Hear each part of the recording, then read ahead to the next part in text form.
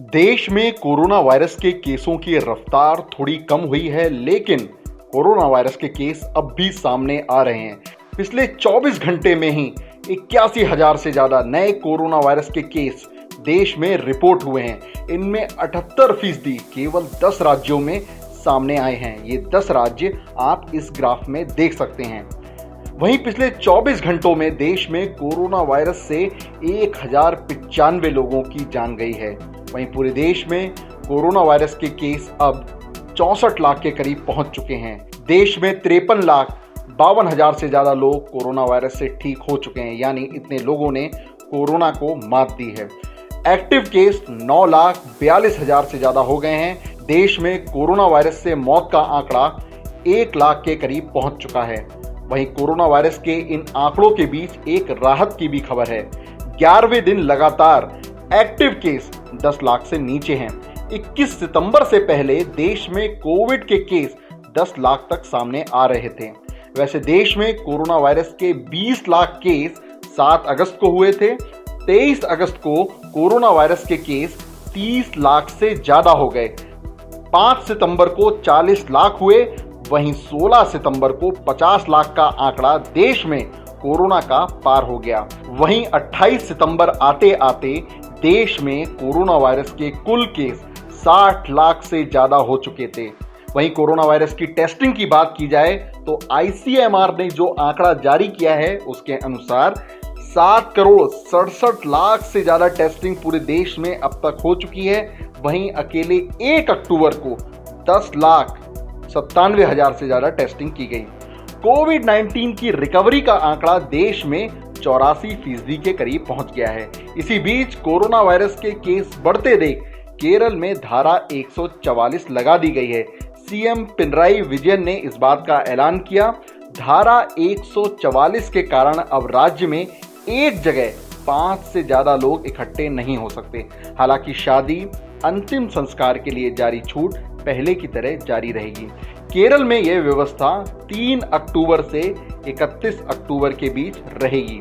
वहीं महाराष्ट्र अब भी देश में सबसे ज्यादा कोरोना वायरस से प्रभावित राज्य बना हुआ है। देश में उन 5 राज्यों की बात करें जहां सबसे ज्यादा कोरोना वायरस के केस पिछले 24 घंटों में सामने आए हैं, तो उनमें महाराष्ट्र, कर्नाटक, केरल, आंध्र प्रदेश, तमिलनाडु शामिल है। वहीं सबसे ज्यादा मौत जिन 5 राज्यों में पिछले 24 घंटों के दौरान हुई हैं, तो उनमें शामिल हैं महाराष्ट्र, कर्नाटक, यूपी, तमिलनाडु और पश्चिम बंगाल। इसी बीच उत्तराखंड से कोरोना वायरस से जुड़ी एक बड़ी खबर सामने आई। उत्तराखंड के कैबिनेट मंत्री हरक सिंह रावत कोरोना वायरस से तो पहले से ही ग्रस्त थे, अब उन्हें सांस लेने में दिक्कत भी आई। इस कारण उन्हें अस्पताल में भर्ती किया गया। उनकी कोविड-19 रिपोर्ट 23 सितंबर को पॉजिटिव आई थी। वहीं आज की सबसे बड़ी खबर थी अमेरिका से। अमेरिका के राष्ट्रपति डोनाल्ड ट्रंप और first lady Melania Trump corona virus के लपेटे में आ गए। डोनाल्ड ट्रंप ने ट्वीट किया और कोरोना पॉजिटिव होने की पुष्टि की।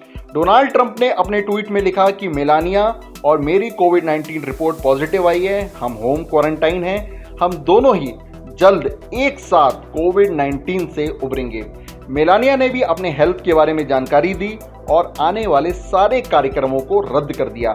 साथ ही उन्होंने ये भी कहा कि सभी लोग सुरक्षित रहें। इससे पहले दोनों ने कोरोना वायरस की जांच करवाई थी। दरअसल ट्रंप की सलाहकार होप हिक्स की कोरोना रिपोर्ट पॉजिटिव आई थी। इसके बाद दोनों को कोरोना वायरस हो गया।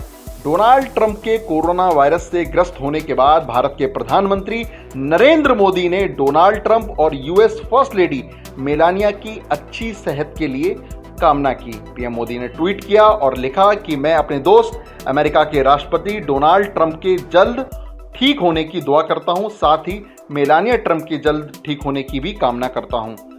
अब आपको बता देते हैं कोरोना वायरस के वैक्सीन से जुड़ा एक अपडेट। रूस के Sputnik V corona virus vaccine के बाद अब दूसरे कोरोना वायरस वैक्सीन का शुरुआती ट्रायल पूरा हो चुका है। रूस के वेक्टर नाम की वायरोलॉजी लैब जो कि साइबेरिया में मौजूद है, वह इस वैक्सीन को बना रही है। वैक्सीन का नाम है एपीवैक कोरोना। इस वैक्सीन के शुरुआती 2 चरणों के नतीजे कोरोना वायरस पर काफी सटीक दिखे हैं। अब आपको जाते जाते बता देते हैं दुनिया का कोरोना वायरस का अपडेट। रॉयटर्स के अनुसार दुनिया में कोरोना वायरस के केस 3 करोड़ 41 लाख से ज्यादा हो चुके हैं। वहीं दुनिया में कोरोना वायरस से मौत का आंकड़ा 10 लाख 15 हजार से ज्यादा हो चुका है। अमेरिका अब भी कोरोना वायरस से प्रभावित सबसे बड़ा देश है। इसके बाद भारत, ब्राजील, रूस, कोलंबिया का नंबर है।